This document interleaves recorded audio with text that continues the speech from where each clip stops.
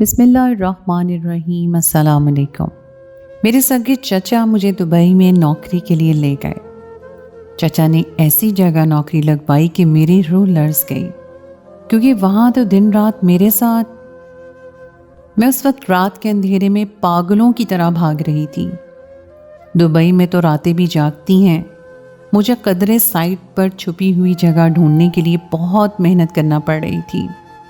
Dubai road پر alert گاڑیاں مجھے ڈھونڈ رہی تھیں اور میں جانتی تھی وہ لوگ کچھ دن تو مجھے کھلی جگہوں پر ڈھونڈنے کی غلطی کریں گے۔ میں ایک طرف رک کر گہرے گہرے سانس لینے لگی۔ پریشانی نے میرے پسینے بہا دیے۔ پکڑے جانے کا خوف اتنا شدید تھا کہ میرے پاس کہیں بیٹھ کر رونے کو بھی وقت نہیں تھا۔ میرا دماغ پھٹنے والا ہو رہا تھا۔ مجھے اس جرم کی سزا دی جا رہی تھی جو میں نے کیا ہی نہیں تھا۔ میں جانتی ہوں کہ غریب ہوں اور دبئی کی رہائشی نہیں ہوں، تو مجھے کوئی بچانے والا بھی نہیں تھا۔ سانس ابھی ٹھیک سے بحال نہیں ہوا تھا کہ لوگوں کی آوازوں پر میں چونکتے ہوئے پھر سے بھاگنے لگی۔ بھاگتے ہوئے بھی مجھے کوئی امید نہیں تھی کہ میں کب تک بچ پاؤں گی۔ میں کسی بھی وقت تلاش کرنے والوں کے ہاتھ لگ سکتی تھی، اور پھر میرا کیا انجام ہوتا وہ میں سوچنے سے بھی قاصر تھی۔ میری زندگی کا بدترین وقت یہاں آ کر شروع ہوا تھا۔ دبئی کی رونق اور اونچی بلڈنگز دیکھ کر بھی میں باقی لوگوں کی طرح خوش ہوئی تھی۔ ایک غریب اور بے سہارا لڑکی کے لیے اس سے بڑھ کر کوئی نعمت نہیں تھی کہ مجھے دبئی میں نوکری مل رہی تھی۔ ہاں، نوکری اصل میں کیا ہوتی ہے یہ تو یہاں آ کر مجھ پر کھلنے لگا تھا۔ مجھے کمائی کے لیے جاب کے نام پر کیا کچھ کرنا پڑے گا یہ حقیقت تو بہت آگے جا کر مجھ پر کھلی تھی، تب جب میرے پاس واپس جانے کا کوئی راستہ نہیں تھا۔ یہاں ایک حسین لڑکی کا رہنا نہایت مشکل ہے، خاص طور پر تب جب وہ نان عربک بھی ہو۔ اگر وہ دبئی کی نہیں اور پھر سونے پر سہاگا غربت کا رنگ بھی ہے تو قدم قدم پر اس کی مشکلات بھری پڑی ہوں گی۔ اور میں بھی پاکستان کے عام سے علاقے کی غریب لڑکی تھی۔ میرا گھرانہ کوئی ایسا غریب بھی نہیں تھا۔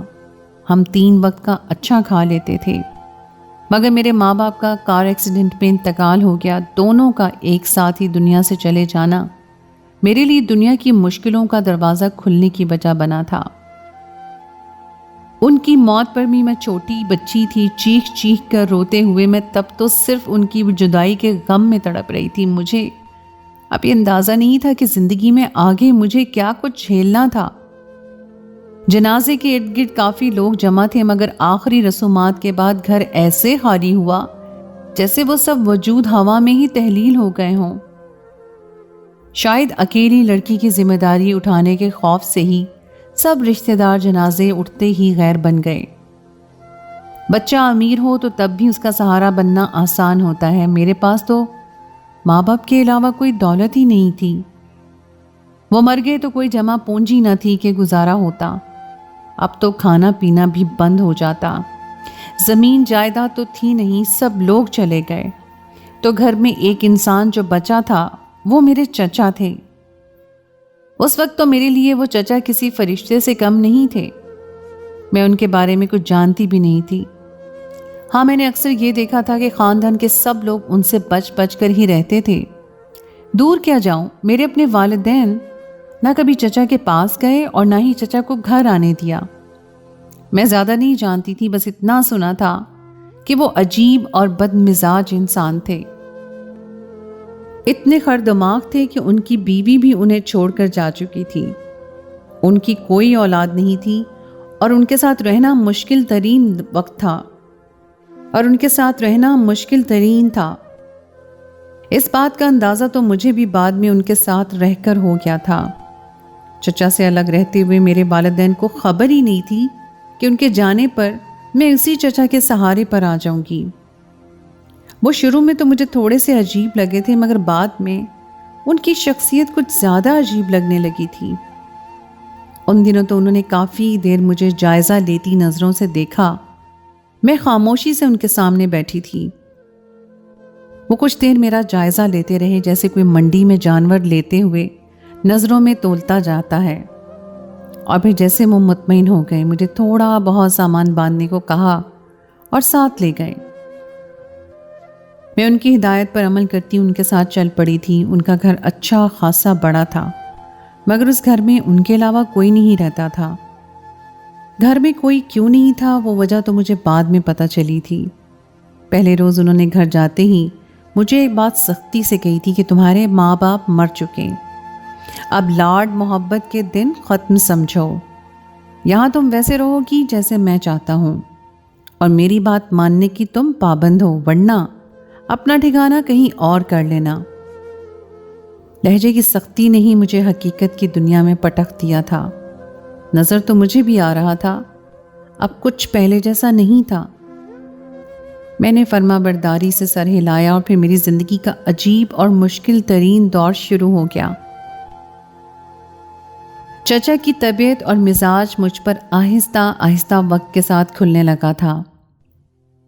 وہ نہایت بد مزاج اور چڑچڑے انسان تھے، چھوٹی چھوٹی بات پر جھاڑ کر رکھ دیتے اور بہت کم کبھی نرمی سے بات کرتے تھے۔ جس روز نرمی سے بات کرتے اس دن مجھ سے کوئی کام کروانا ہوتا تھا۔ چھوٹی عمر میں ان کے گھر کا ہر کام میرے کندھوں پر آ گیا تھا، کھانا بنانے سے لے کر کپڑے دھونے استری کرنے تک سب کام میں کرتی تھی۔ کھانا بنانا انہوں نے ہی مجھے سکھایا اور اتنی سختی سے سکھایا جیسے میں کوئی بچی نہیں، بڑی لڑکی یا عورت ہوں جسے غلطی کرنے کی اجازت نہیں تھی۔ مجھ پر غصہ کرنے کا انہیں بس بہانہ چاہیے ہوتا تھا۔ سالن ان کی مرضی کا نہ بنتا تو جھاڑ دیتے، روٹی گول نہ بنتی تو ڈانٹ دیتے، کپڑے دھلنے کے بعد کوئی دھبا رہ جاتا تو اس پر کلاس لگتی، اور تو اور استری کرتے ہوئے ایک بھی سلوٹ نظر آ جاتی تو بار بار استری کرواتے۔ مجھے بہت دشواری پیش آ رہی تھی۔ کبھی میں سوچتی جب میں اتنی ناپسند ہوں اور بوجھ لگتی ہوں تو وہ لائے ہی کیوں؟ ان کے رویے سے مجھے یہ خوش فہمی تو رہی نہیں تھی کہ یہ سب انہوں نے رشتے کے لحاظ میں یا ہمدردی میں کیا ہوگا۔ میرے عجیب چچا نے مجھ پر جہاں ہر کام کے لیے سختی کی، وہاں مجھے دنیا میں رہنے کے قواعد بھی سکھا دیے، تعلیم بھی دلوائی اور اعتماد بھی سکھایا۔ ان کی سختی اور ہر وقت کی ڈانٹ نے مجھے اچھا خاصا ڈھیٹ بنا دیا تھا۔ وہ خود بھی کچھ اسی مزاج کے مالک تھے۔ ان کی شخصیت بہت مشکل تھی، ہر چیز پر ٹوکتے تھے اور گھر کی پوری صفائی کرواتے۔ مٹی بھرے جوتے لیے اندر گھومتے پھرتے تھے۔ برتن اچھے سے دھو کر رکھتی ہی تھی کہ وہ آ کر چھوٹی چھوٹی چیز کے لیے برتن بھرتے چلے جاتے، پھیلاوا کرتے، اور پھر وہ پھیلاوا ان کی طبیعت پر گرا گزرنے لگتا تھا۔ گھر کے اندر بیٹھ کر وہ سگریٹ پیتے اور دھواں نکالنے کے لیے دروازے کھڑکیاں کھولتی کھانستی رہ جاتی۔ سارا دن میرا عجیب اذیت میں گزرنے لگا۔ ان حالات میں میں ڈھیٹ اور بد مزاج ہو گئی تھی۔ میں کچھ بڑی ہوئی تو چچا ٹھٹک کر مجھے دیکھتے رک سے جاتے تھے۔ میں بے حد حسین لڑکی تھی، میری رنگت بہت شفاف اور سفید دمکتی ہوئی تھی، آنکھیں بڑی بڑی تھیں اور بال بغیر کسی پرواہ کے بھی بہت پیارے اور چمکیلے تھے۔ وہ مجھے دیکھتے ہوئے آنکھوں میں تولتے گویا اندازہ کرتے ہوں میری صورت اور خوبصورت بدن کا کیسے بہترین استعمال کیا جائے کہ فائدہ خوب ہو اور نقصان بالکل نہ ہو۔ جوان ہونے پر میں اتنی ڈھیٹ ہو چکی تھی کہ ان کے مزاج کا دندنا ذرا کم ہو گیا۔ وہ چاہے بولتے رہتے، میں تب تک بات نہ سنتی جب تک میری مرضی نہ ہو۔ عمر کے اس حصے میں آ کر میری زندگی کافی آسان ہو چکی تھی اور مجھے لگتا تھا اب میرے لیے سب کچھ آسان اور اچھا ہی رہے گا۔ آنے والے وقت سے میں انجان تھی اور شاید بس اپنی زندگی کے وہی گنے چنے آخری پرسکون دن گزار رہی تھی۔ میں نے ایف اے کیا اور نوکری کی تلاش کرنے لگی، کیونکہ چچا نے بھی مجھے بہت کھلا خرچ دیا اور کبھی ہاتھ کھینچ لیتے کہ میں کھانا پینا بھی بمشکل کرنے لگتی۔ ان سے میرا رشتہ عجیب سا تھا، میری ذات کا ہر پہلو ان کے سامنے تھا، کچھ ایسا نہیں تھا کہ ان سے چھپا ہوا ہو۔ کبھی لگتا وہ میری ماں کی طرح میری ہر ضرورت پوری کرتے ہیں، اور کبھی لگتا کہ وہ کسی اجنبی کی طرح مجھے دیکھ رہے ہیں۔ میں نوکری کرنا چاہتی تھی کہ کچھ اپنے لیے آسانی لا سکوں۔ مجھے میرے حسن کی بنیاد پر نوکریاں ملنے لگیں اور ان میں مجھے بہت ہی عجیب ڈیمانڈ ہونے لگی۔ میں دنیا والوں سے تنگ آ چکی تھی۔ انہی بیزار دنوں میں ایک روز چچا نے اچانک مجھے ایک بہت بڑی خبر سنا دی۔ تمہارے لیے میں نے دبئی میں نوکری ڈھونڈ لی ہے، تم تیاری باندھو وہاں جانے کے لیے، چند دن بعد جانا ہے۔ ان کی اطلاع پر مجھے خوش ہونا چاہیے تھا، مگر میں تھوڑی متذبذب ہو گئی۔ میری زندگی میں ماں باپ کے بعد چچا جیسے بھی تھے میرا سہارا تھے، میں اکیلی کبھی نہیں گئی۔ مجھے نہیں کرنی نوکری، میں نے صاف انکار کر دیا تو چچا بھڑک اٹھے، مگر اب میں بچی نہیں رہی تھی جو ڈر جاتی۔ میں ڈھیٹ بن کر سنتی رہی اور 2-3 دن میرے پیچھے لگے رہے، پہلے ڈانٹتے رہے، پھر آرام سے درخواست کی اور پھر تھک ہار کر مجھے فائدے سمجھانے لگے۔ میں اکیلی نہیں جا سکتی۔ 3 دن ڈھٹائی کے اعلیٰ مظاہرے کے بعد میں نے اصل وجہ بتا دی تھی۔ اگر یہی مسئلہ ہے تو میں بھی ساتھ چلوں گا، انہوں نے فوری حل دے دیا اور مجھے کوئی اعتراض بھی نہیں تھا۔ یوں چچا اور میں تیاریوں میں لگ گئے۔ دبئی پہنچے تو چچا کسی جاننے والے کے ساتھ ہماری رہائش کا انتظام کرنے لگے۔ ایک دن ریسٹ کیا اور چچا نے بھی کئی بار مجھے کاکٹیل ڈرنک بنانے کا کام کرنے کو کہا۔ ایک دن ریسٹ کیا اور چچا نے مجھے کسی بار میں کاکٹیل ڈرنک بنانے کا کام کرنے کو کہا۔ ان کی نظر میں یہ نہایت اچھا کام تھا جس میں آدھے سے زیادہ فائدہ تو میری صورت سے ہو جاتا۔ یہاں آ کر میں نے چچا کی بات سن کر صاف انکار کر دیا۔ ہماری کافی بحث ہوئی اور ہم دونوں ہی ڈھیٹ تھے، نہ وہ میری سنتے نہ میں ان کی ماننے کو تیار تھی، اور نہ ہی میں اپنی بات سے پیچھے ہٹی۔ مجھے خوش فہمی تھی میں اپنے بلبوتے پر عزت سے کمائی کر سکتی ہوں۔ چچا نے غصے سے مجھے میرے حال پر چھوڑ دیا، شاید انہیں لگتا تھا کہ ایک دن میں ہار مان لوں گی۔ میں نے کافی کوشش کی نوکری ڈھونڈنے کی۔ یہاں ایک اچھی بات یہ تھی کہ نوکری ملنا بہت آسان تھا۔ میں زیادہ پڑھی لکھی ہوتی تو شاید مزید آسانی ہو جاتی اور کسی جگہ عزت سے جاب کر لیتی۔ پھر میری قسمت نے ساتھ دیا اور مجھے کسی ہاسٹل میں ڈریس پریسنگ کا کام مل گیا۔ یہ بظاہر آسان اور باعزت کام تھا، میں نے وہ جاب خوشی سے کر لی۔ دن بھر میں لڑکیوں کے کپڑے استری کرتی اور غلطی پر کوئی معافی نہ ملتی۔ میں اس سب کی عادی تھی، چچا کے ساتھ رہ کر میں ڈھیٹ ہو چکی تھی۔ وہاں سب کا رویہ میرے ساتھ کافی حقیرانہ ہوتا تھا، میں ان کی نظر میں بہت کمتر ذات تھی۔ یہ سب تو میں نے آرام سے برداشت کر لیے، مگر پھر وقت کے ساتھ مسائل بڑھنے لگے۔ ان کے ہاں جو چھوٹی موٹی چوری ہوتی یا پھر کوئی جھگڑا یا کوئی بھی نقصان ہوتا، ان امیر زادی لڑکیوں کا نشانہ میں بنتی تھی۔ یہاں انٹرنیشنل لڑکیاں تھیں، پاکستان، انڈیا، فلپائن کی لڑکیاں بھی تھیں۔ سب کی لڑائی کے بعد آخری حل میں ہی بچتی تھی۔ وہ چوریوں سے لے کر اپنی چیزوں کے نقصان تک ہر چیز کا الزام مجھ پر ڈال کر مزے سے ایک طرف ہو جاتی۔ میں نے شروع میں صفائیاں دینے کی کوشش کی، مگر پھر میں سمجھ گئی یہاں بھی غریب کا کوئی سہارا نہیں ہے۔ پھر آئے دن نئی بات پر سزا جھیلتے ہوئے میں وہاں سے بیزار ہونے لگی۔ جب بات مجھ پر ہاتھ اٹھانے کی آئی تو میں نے وہاں کام کرنا چھوڑ دیا اور پھر دوبارہ سے کام ڈھونڈنا شروع کر دیا۔ ایک جگہ ہاسپٹل میں نرسنگ کی جاب تھی، مگر وہاں میری کم تعلیم آڑے آ گئی۔ پھر میں نے کسی مال میں نوکری کر لی، وہاں بھی وہی ہوا میرے ساتھ۔ کام کا آغاز آسان تھا، مگر یہاں کیونکہ درجہ بندی بہت تھی، غریب دھکے ہی کھاتا ہے۔ چھوٹی موٹی نوکری کرنے والے تو خاص طور پر، تو مجھے بھی انہی مسائل کا سامنا کرنا پڑا۔ یہاں پر بھی کچھ عرصہ میں ڈھیٹ بن کر کام کرتی رہی اور پھر ایک دن یہاں سے بھی ہاتھ کھڑے کر لیے۔ پھر میں نے ایک اور ہاسٹل میں لانڈری کا کام کیا۔ سب سے بچ کر رہتی اور اپنے کام سے کام رکھ کر کپڑے دھوتی تھی۔ اپنا کام میں پوری کوشش سے بہترین کرتی، مجھے یہاں زیادہ مشکل پیش نہیں آئی تھی۔ میں مطمئن تھی، مگر ایک دن مجھ سے ایک بہت بڑی غلطی ہو گئی۔ میں نے کسی امیر لڑکی کے کپڑے غلطی سے دوسری لڑکی کے سامان میں دے دیے۔ اس نے مجھ پر وہ کپڑے چوری کرنے کا الزام لگایا اور دوسری لڑکی وہ کپڑے چھپا گئی تھی۔ میں بہت مشکل سے کسی طرح وہاں سے بھاگی۔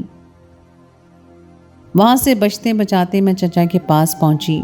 میں نے ان کی منت کی کہ ہمیں واپس لوٹ جانا چاہیے، یہاں کی ذلت اور مشکل روزی نے مجھے تھکا دیا تھا، مگر وہاں ان کی پھر وہی ضد شروع ہو گئی۔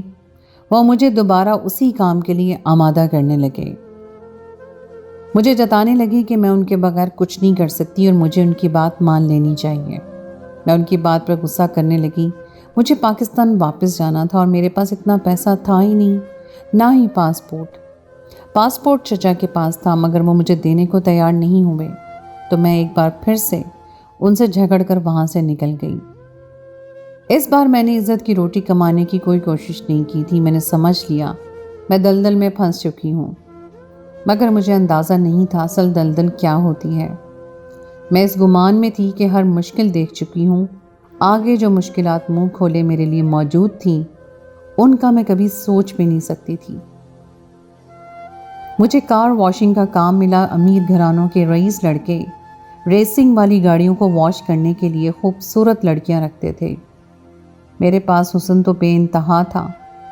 میں ہر وقت عزت کی کمائی کا نعرہ لگانے والی وہاں پہنچی تو ساری عزت بھلا دی۔ مجھے وہاں کام پر رکھ لیا گیا تھا۔ اس کام میں باقی جگہ کی نسبت بہت زیادہ پیسہ تھا۔ یہاں ملنے والی تنخواہ نے میرے اندر عزت کی خواہش سلا کر لالچ جگا دی تھی۔ پیسوں کے لالچ میں وہاں میں نے ہر قسم کی نظروں کا سامنا کیا۔ امیر زادوں کے سامنے میں پانی سے گاڑیاں دھوتی، اپنا ویسٹرن لباس ترک کیے کھڑی ہوتی تھی، اور میری اتنی اوقات نہیں تھی کہ میں اس بات پر اعتراض کرتی۔ میں اب یہاں کا اصول سمجھنے لگی تھی۔ یہاں امیروں اور عرب زادوں کا راج تھا۔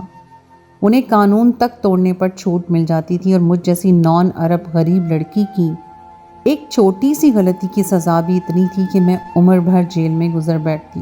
میں نے وہاں چپ رہ کر سر جھکانا سیکھ لیا تھا۔ کار واشنگ کے بعد میں ایک رئیس زادے کی نظر میں آ گئی۔ الزین حسن پرست اور لڑکیوں کا شوقین رئیس زادہ تھا۔ میرا حسن بھی اسے پسند آیا تھا۔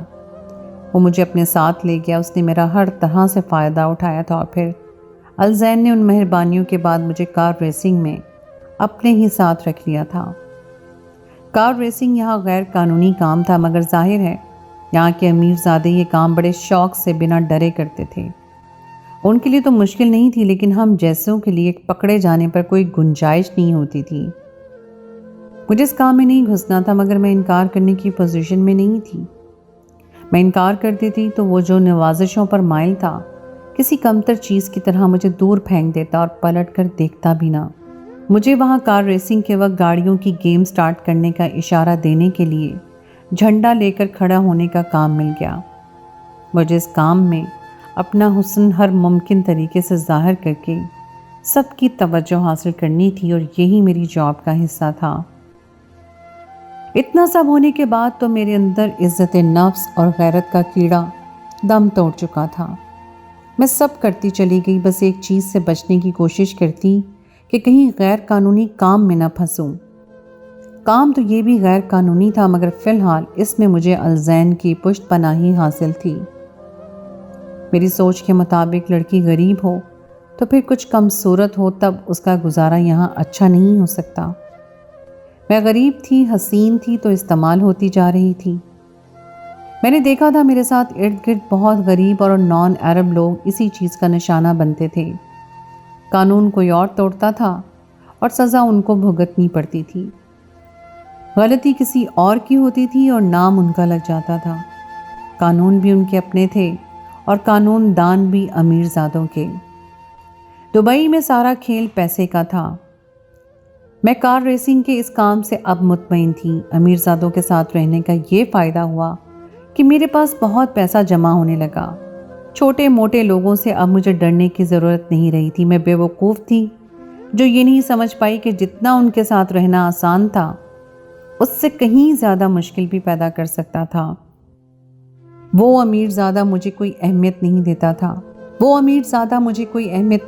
تھا۔ اب اس کے لیے میں ناکارہ ہو چکی تھی، مگر پھر بھی میرا کسی اور کی طرف رجحان وہ پسند نہیں کرتا تھا۔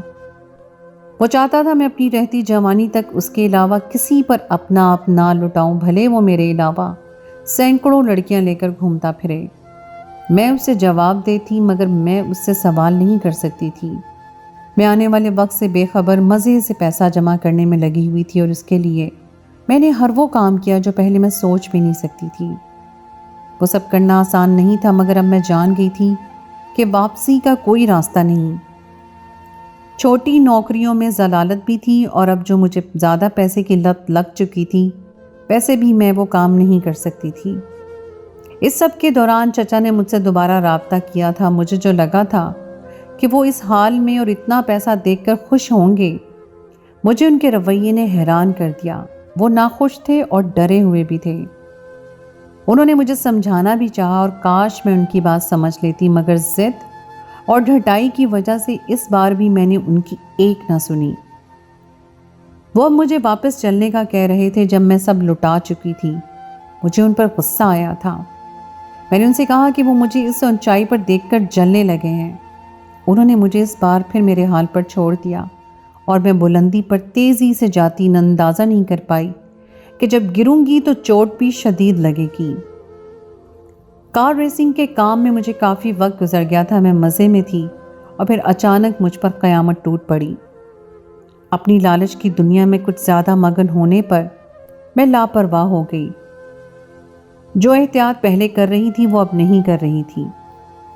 اسی کام میں ایک لڑکا میرے قریب ہوتا چلا گیا، وہ میرا دوست بن گیا اور دبئی کے امیر لوگوں میں اٹھتی بیٹھتی میں جو اپنی اصلیت بھول چکی تھی اس کے قریب ہوتی چلی گئی۔ دبئی میں ہم جیسے عام لوگوں کے لیے ہاتھ پکڑ کر چلنے یا کسنگ کرنے جیسے کام بھی غیر قانونی ہی تھے۔ امیروں کو تو کوئی سوال نہیں کرتا تھا، مگر ہم جیسوں کو 14 سال جیل ہو سکتی تھی۔ اس بات کا دھیان رکھتے ہوئے ہم اکیلے میں ملنے لگے تھے، مگر الزین کی نظر میں وہ لڑکا آ گیا تھا۔ اسے جب میرے دھوکے کے بارے میں علم ہوا تو اس نے غصہ ظاہر کرنے کے بجائے مجھے کسی کچرے کی طرح ایک طرف پھینکنے کا ارادہ کر لیا۔ اس نے مجھے ایک اللیگل کار ریسنگ میں پھنسا دیا اور وہ کار ریسنگ قانون کی نظر میں آ چکی تھی۔ امیر زادے تو بچ گئے، مگر کچھ لوگوں پر کیس بن گیا جن میں میں بھی شامل تھی۔ میں نے الزین سے مدد مانگی مگر اس نے مجھے باہر کا راستہ دکھا دیا۔ اب میرے پاس کوئی راستہ نہیں بچا تھا۔ میں پولیس سے بچتی ہوئی چچا کے پاس پہنچی۔ مجھے یقین تھا کہ وہ میری مدد کرتے، مگر وہاں جا کر پتہ چلا کہ وہ مجھے اس گن میں دھکیل کر اب خود پاکستان جا چکے تھے۔ مجھے یاد آیا کہ وہ آخری بار مجھے ملنے آئے تو یہی کہا تھا کہ میں جس کام میں پھنس رہی ہوں اس کا انجام سنگین ہونے والا ہے اور مجھے اس سے پہلے ان کے ساتھ واپس بھاگ جانا چاہیے۔ تب میں غرور میں تھی کہ اب میں جس اونچائی پر جا چکی ہوں کوئی مجھ تک نہیں پہنچ سکتا۔ چچا نے تبھی بتا دیا کہ اگر میں پھنسی تو وہ مجھے نہیں ملیں گے۔ وہ مایوس تھے کہ مجھ پر ترس کھا کر مجھے پالنے کی غلطی کی جس کا میں نے کوئی صلاح نہیں دیا۔ وہ سچ بھی کہہ رہے تھے، مگر میں اب بھی ان کو ہی الزام دوں گی۔ وہ جب جانتے تھے یہاں ایسا سب ہوتا ہے تو اچھی بھلی زندگی سے نکال کر مجھے اس جہنم میں کیوں لائے؟ میں نے یہاں عزت کی روٹی کمانے کے لیے دھکے کھائے اور میں نے چچا سے منت بھی کی تھی کہ واپس لوٹ چلتے ہیں۔ انہوں نے میری بات نہیں مانی اور میں آج یہاں تک پہنچ گئی تھی۔ میں پولیس سے بچتی پھر رہی تھی اور میرے پاس پیسہ بہت تھا، مگر پاسپورٹ نہیں کہ واپس نکل سکتی، اور اگر پاسپورٹ ہوتا تب بھی میں قانون کی نظر میں آ چکی تھی۔ مجھے یہاں کوئی حفاظت نہیں دے سکتا تھا کیونکہ مجھے پھنسانے والا انسان امیر تھا۔ میں اب ان چھوٹی ذلت بھری نوکریوں کے قابل بھی نہیں رہی۔ میں بس پولیس سے بچنا چاہتی تھی۔ میں ان کے ہاتھ بھی نہیں آنا چاہتی تھی۔ کوئی مجھے پناہ دینے کو تیار نہیں تھا۔ وہ لڑکا بھی بھاگ گیا جس کی محبت کے جال میں پھنس کر میں اس حال کو پہنچی تھی۔ میرا یہ انجام ایک دن ہونا ہی تھا، مگر یہ سب بہت جلدی ہو گیا تھا۔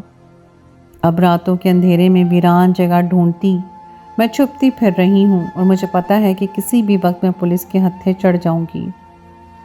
اب میں پاکستان جانے کا خواب نہیں دیکھ سکتی تھی۔ چند دن بھاگ بھاگ کر آزادی کے دن گزار رہی ہوں۔ جب بھی میں پولیس کے ہاتھ آئی مجھے جیل میں پہنچا دیا جائے گا، جہاں سے مجھے اندازہ نہیں کہ کبھی آزاد بھی ہوں گی یا نہیں۔ میں نے بھرائی ہوئی آنکھوں سے آسمان کو حسرت سے دیکھا اور زمین پر بیٹھتی پھوٹ پھوٹ کر رونے لگی۔ میں بھاگ بھاگ کر تھک چکی تھی اور اب مجھے جیل میں ہی آخری پناہ ملنے والی تھی۔ کاش ہم لڑکیاں پیسے کے لالچ میں اندھی نہ ہوں، اور کاش میری طرح کبھی کوئی لاوارث نہ ہو، یا پھر کاش کوئی لاوارث ہو تو اسے چچا جیسا کوئی سہارا نہ ملے جس نے مجھے اس دلدل تک پہنچایا تھا۔ تو دوستو، یہ تھی میری آج کی کہانی۔ امید ہے آپ کو آج کی کہانی پسند آئی ہوگی۔ کہانی اچھی لگی تو اس کو لائک ضرور کیجیے، اپنے دوستوں کے ساتھ شیئر کیجیے اگر آپ نے ابھی تک میرے چینل کو سبسکرائب نہیں کیا تو اس کو فوراً سبسکرائب کر لیجئے، ساتھ ہی لگے بیل کے بٹن کو پریس کر دیں تاکہ آپ کو میری آئندہ آنے والی کہانی کا نوٹیفیکیشن بر وقت مل سکے۔ اگلی کہانی تک کے لیے مجھے دیجیے اجازت۔ خدائے پیمان۔